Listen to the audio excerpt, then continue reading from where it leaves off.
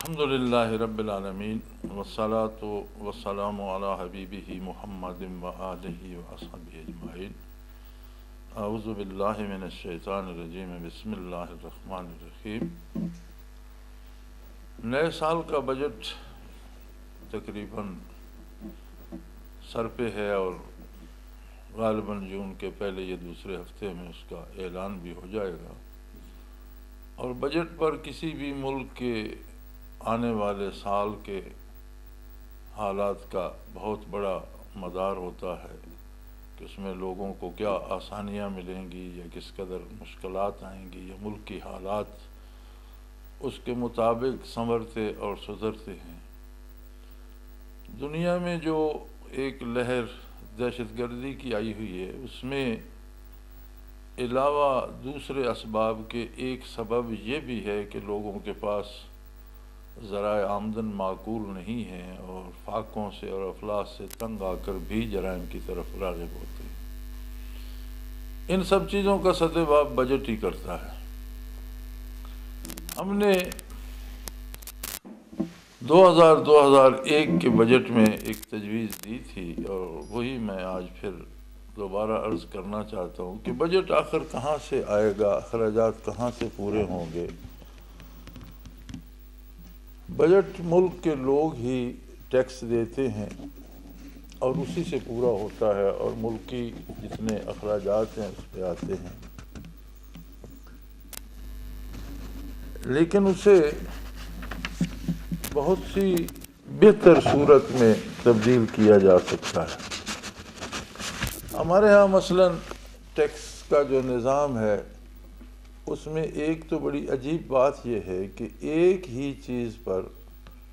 کئی بار ٹیکس دینا پڑتا ہے، جو بالکل نامناسب سی بات ہے۔ ٹیکس کی تعداد بڑھ جائے لیکن ایک چیز پر ایک بار ٹیکس دیا جائے، جیسے اب تیل پہ ٹیکس ہے، ٹریکٹر پہ ٹیکس ہے، کھاد پہ ٹیکس ہے، بیج پہ ٹیکس ہے، پھر پھٹی ہوتی ہے اس پہ ٹیکس ہے، پھر اس کا دھاگا بنتا ہے اس پہ ٹیکس ہے، پھر کپڑا بنتا ہے اس پہ ٹیکس ہے، پھر آگے جب کپڑا مارکیٹ جاتا ہے تو کتنے ٹیکسوں سے گزر تک وہ صارف تک پہنچتا ہے۔ تو گویا ایک ہی چیز پر تھوڑے تھوڑے اس تبدیلی کے بعد ٹیکس لگتا چلا جاتا ہے، جو بہت زیادہ مہنگائی کا ایک سبب بنتا ہے۔ اسی طرح صرف کپڑا نہیں، آپ کوئی بھی چیز دیکھ لیں، وہ کھانے کی ہے، پہننے کی ہے، روزمرہ استعمال کی ہے، تو جو چیزیں ملک میں ہیں یہی حال گندم کا ہے، چاول کا ہے، دوسری فصلوں کا ہے۔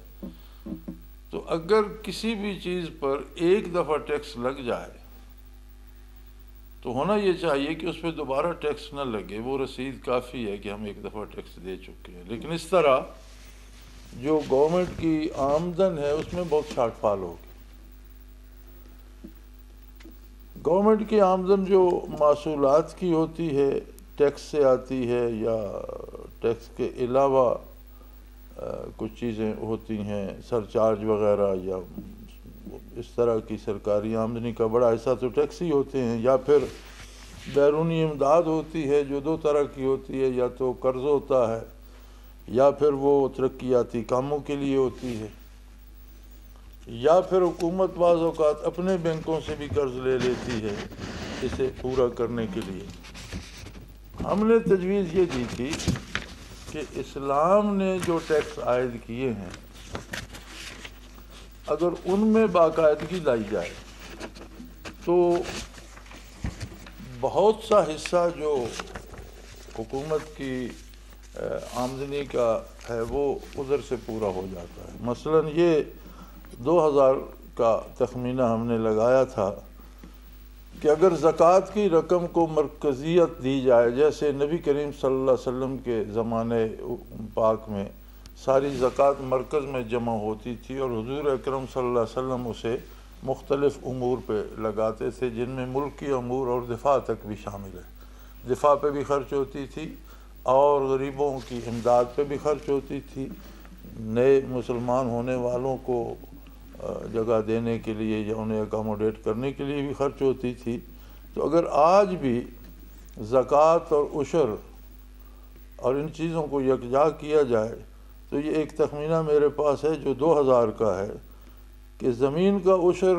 10% اور 20% ہوتا ہے. جہاں آدمی پانی لگاتا ہے وہاں وہ 10% عشر دیتا ہے، اور جو بارانی علاقے ہیں پانی بھی قدرت کی طرف سے ہوتا ہے وہ 10% دیتا ہے اور وہ 20% دیتا ہے. تو ہم نے ایک اندازہ لگایا تھا کہ عشر اور جو ہے صرف زمین کا اور فصلوں کا عشر جو ہے وہ تقریباً 2000 میں ہمارے اندازے کے مطابق 31 ارب 73 کروڑ 84 لاکھ 25,175 بنا تھا. ہم نے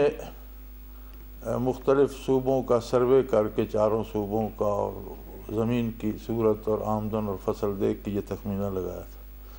پھر جو زیر زمین معدنیات نکلتی ہیں، کوئلہ ہے، نمک ہے، پتھر ہیں قیمتی، دوسری چیزیں، ہم نے ان کا اسس کیا تھا 20% کے حساب سے، تو وہ بھی تقریباً 31 ارب 42 کروڑ 19 لاکھ 80,323 روپے بنا تھا.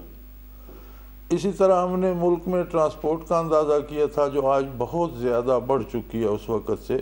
تو اس وقت وہ 8 ارب 9 کروڑ 40 لاکھ 62,500 روپے بنا تھا. سونا جو لوگوں کے پاس ریزرو ہے گھروں میں، سونار کی دکانوں میں، تو ہم نے اسے اسیس کیا تھا تو 71 ارب 49 کروڑ 59 لاکھ 40,000 بنتا تھا اس پر عشر اور زکوٰۃ. اب اس کے بعد قومی بچت کی جو سکیمیں تھیں ان پر بنتا تھا 16 ارب 88 کروڑ 91 لاکھ 42,750 روپے. پراویڈنٹ فنڈ لوگوں کے مختلف محکموں میں جمع ہوتے ہیں اور اس پر بھی انہیں زکوٰۃ دینی چاہیے، اس کا بنتا تھا 41 کروڑ 39 لاکھ 32,780. عید الفطر سے پہلے یا عید الفطر پر ہم زکوٰۃ الفطر ادا کرتے ہیں، اس کا ایک تخمینہ اس وقت تھا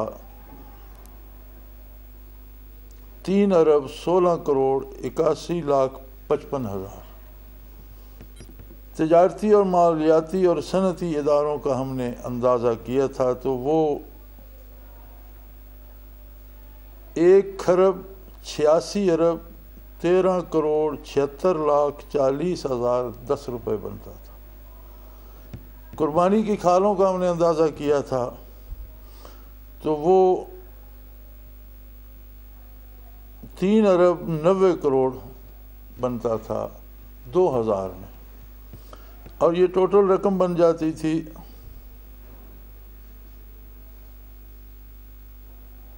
3 ارب 61 ارب 30 لاکھ 99,038 روپے. یہ سن 2000 کے تخمینے کی بات ہے، جس میں ہم نے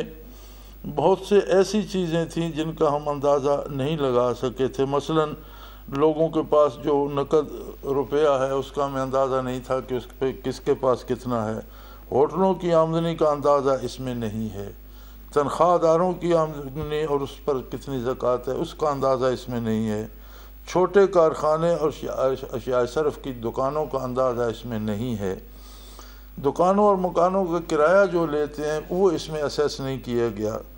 پیشہ ور افراد کی آمدنی مثلاً ڈاکٹر، وکیل وغیرہ، ان کا اس میں اسیس نہیں کیا گیا. جائیداد کی خرید و فروخت کے جو ادارے ہیں ان کے پاس کتنا سرمایہ اور اس پہ کتنی زکوٰۃ آتی ہے وہ اس میں شامل نہیں ہے. اسی طرح وقف املاک جو ہیں ان پہ کتنا عشر یا زکوٰۃ آتا ہے یہ بھی اس میں شامل نہیں ہے. تو حکومت کے پاس تو سارے ذرائع ہیں، اگر ان سب کو جمع کیا جائے تو یہ 3 ارب کی بجائے 7 ارب تک آمدن جو ہے اس مد سے آ جاتی ہے. اب اس مد میں کچھ تو حکومت لیتی ہے جو بڑی میں سمجھتا ہوں کہ اس کی تقسیم صحیح نہیں ہوتی. حکومت شاید صحیح کرتی ہو لیکن نیچے پہنچنے تک وہ جب ایک عام گاؤں کے چیئرمین تک پہنچتی ہے تو وہ چند ایسے لوگوں کو ملتی ہے جو اس کے گھر کا کام کاج کرتے ہوں، باقی لوگ محروم رہ جاتے ہیں. وہ کوئی صحیح طریقے سے خرچ نہیں ہوتی. اگر یہ باقاعدہ لی جائے تو ہمیں جو چیزوں پر بار بار ٹیکس لگا کر وہ چیزیں مہنگی کرنا پڑتی ہیں مجبوراً، وہ نہیں لگانا پڑتا، بلکہ جو ٹیکس ان پہ اوریجنل بنتا ہے اس میں سے بھی حکومت چھوٹ دے سکتی ہے۔ جب اس کے پاس 4 یا 5 کھرب روپیہ ادھر سے آ جائے تو 7 یا 8 کھرب سارا بجٹ ہوتا ہے، تو اس کا بہت بڑا حصہ زکوٰۃ اور عشر سے آ جاتا ہے۔ اب اس میں ایک سوال یہ ہوتا ہے کہ ہمارے تمام دینی مدارس جو ہیں وہ اس پہ چل رہے ہیں۔ اب صورتحال یہ ہے کہ جس مدرسے والے نے جتنی کھالیں جمع کر لیں، جس نے بھاگ دوڑ کر جتنا چندہ جمع کر لیا، لیکن اگر حکومت انہیں اولیت دے، اور دینی چاہیے، تو ہر ادارے کا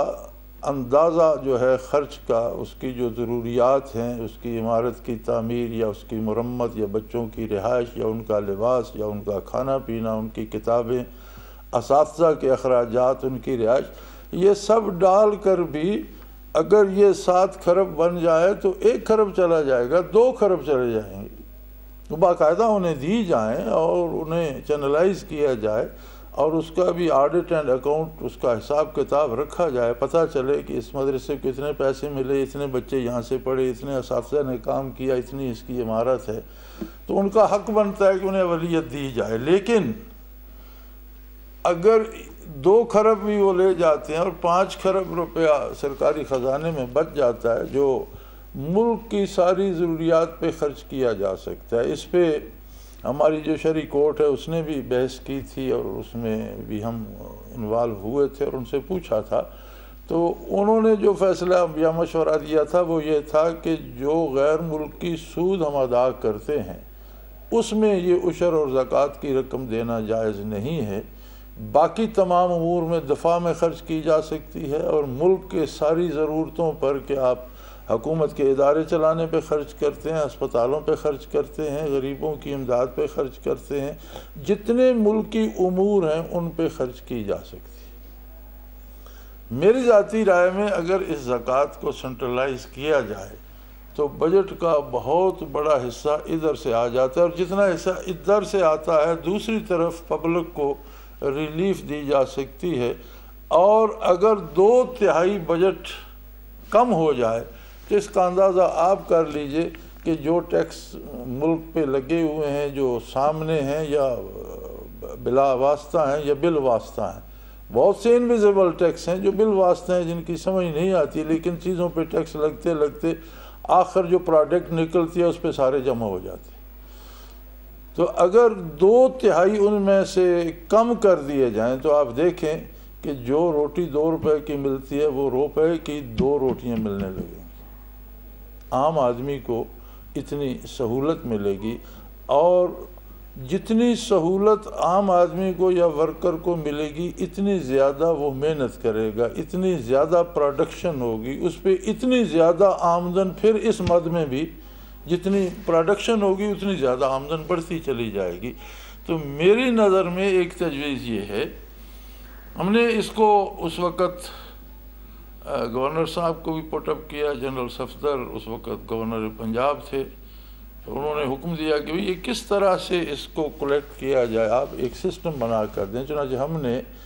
ایک پورا گاؤں کی حد سے لے کر مرکزی وزارت تک ایک فائل بنا کر دی کہ اسے کس طرح جمع کیا جائے، کس طرح کلیکٹ کیا جائے۔ تو میری رائے میں ہمارے پاس بجٹ میں قوم کو آسانی دینے کا کوئی دوسرا راستہ میری نظر میں نہیں ہے۔ اخراجات بڑھیں گے اور بڑھ رہے ہیں، چیزیں مہنگی ہو رہی ہیں، دہشت گردی کا بھوت ہر جگہ ہے، جس پہ ایک ایسا انجانا خرچ اٹھ رہا ہے حکومت کا جو کسی بجٹ میں نہیں ہوتا۔ اب کس کو پتہ ہے کہ کل کہاں کیا حادثہ ہوگا، اور کتنی موومنٹ اور کتنے اخراجات کرنے پڑیں گے، کتنے لوگ بھیجنے پڑیں گے، ٹرانسپورٹ پہ کیا خرچ آئے گا، آمونیشن کتنا خرچ ہوگا، یہ کیا کچھ ہوگا۔ یہ ان ایکسپیکٹڈ اخراجات ہیں جن کا اندازہ بھی مشکل ہے اور جن کی توقع بھی نہیں ہوتی۔ تو اس طرح سے تو مہنگائی بڑھتی چلی جائے گی، اور ہم حکومت جو ہے وہ عام آدمی کو ریلیف دینے کی صورت میں نہیں ہوگی۔ آج بھی اگر نظام زکوٰۃ اور عشر کو مرکزیت دی جائے اور اسے باقاعدہ جمع کیا جائے، اور بجٹ کا بہت بڑا حصہ ادھر سے جتنا ادھر سے آتا ہے اتنی ریلیف عام آدمی کو دی جائے اور چیزوں پر ٹیکس کم کر دیا جائے تو آج بھی حالات بہت زیادہ بہتر ہو سکتے ہیں اور ایک دم تبدیل ہو سکتے ہیں۔ وآخر دعوانا ان الحمد للہ رب العالمین۔